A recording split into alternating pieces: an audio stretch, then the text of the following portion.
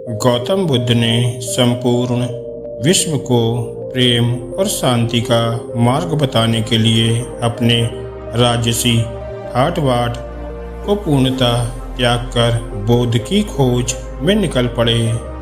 बहुत से लोगों को प्रेम और शांति का संदेश देने वाले बुद्ध पूरी दुनिया के लिए प्रेरणा का एक स्रोत बने। कहीं कहीं तो लोग बुद्ध को ही लाफिंग बुद्धा मानने की गलती कर लेते हैं, परंतु ये बिल्कुल भी सच नहीं है। लाफिंग बुद्धा सुख शांति, वैभव और वास्तुशास्त्र के लिए बहुत ही अच्छा माना जाता है। ये सब जानते हैं, परंतु क्या आप जानते हैं एक सच्ची कहानी, एक आम व्यक्ति से लाफिंग बुद्धा बनने की कहानी? आइए हम आपको बताते हैं कि एक चीनी भिक्षु से लाफिंग बुद्धा बनने की कहानी। आइए हम आपको चीनी इतिहास के कुछ पन्नों पर ले चलते हैं। लियांग डायनेस्टी के वक्त बुदाई नाम के एक चैन भिक्षु थे। उनका सही नाम कुइशी था, परंतु सब उन्हें बुदाई कहते थे।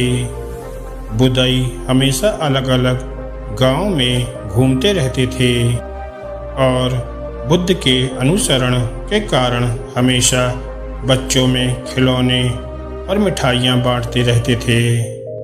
कहा जाता है कि उनके पास भी सांता क्लूज की तरह ही एक बड़ा सा झोला रहता था, जिसे वो अपनी पीठ पर टांग कर चलते थे।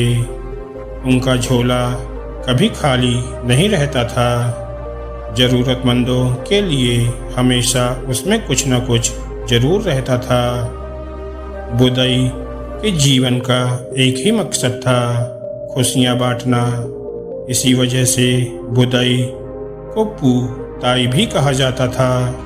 लाफिंग बुद्धा को मैट्रिया यानी कि भविष्य के बुद्ध कहा जाने लगा।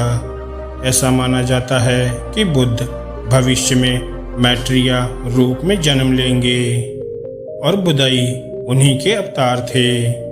वे हमेशा हंसते मुस्कुराते रहते थे, इसलिए उन्हें लाफिंग बुद्धा कहा जाने लगा। उनकी हंसी इतनी मनमोहक और प्यारी थी कि कोई भी उन्हें देखकर मुस्कुराए बिना नहीं रह सकता था। बुदाई ने दुनिया के परम सत्य को जान लिया था कि प्रेम बांटने से ही स्वयं को प्रेम की प्राप्ति होती है।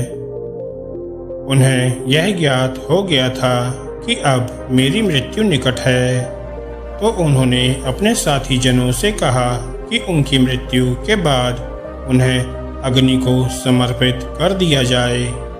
यह जानकर सभी अचंभे में पड़ गए, क्योंकि जैन मान्यता के अनुसार मृत्यु के उपरांत दाह संस्कार नहीं किया जाता।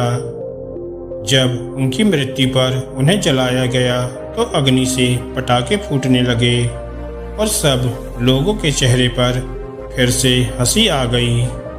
उनके परमात्मा के पास जाने का गम जरा कम सा हो गया।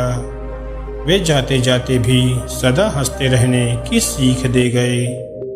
लाफिंग बुद्धा को बुद्धा ऑफ वेल्थ के रूप में भी जाना जाता है।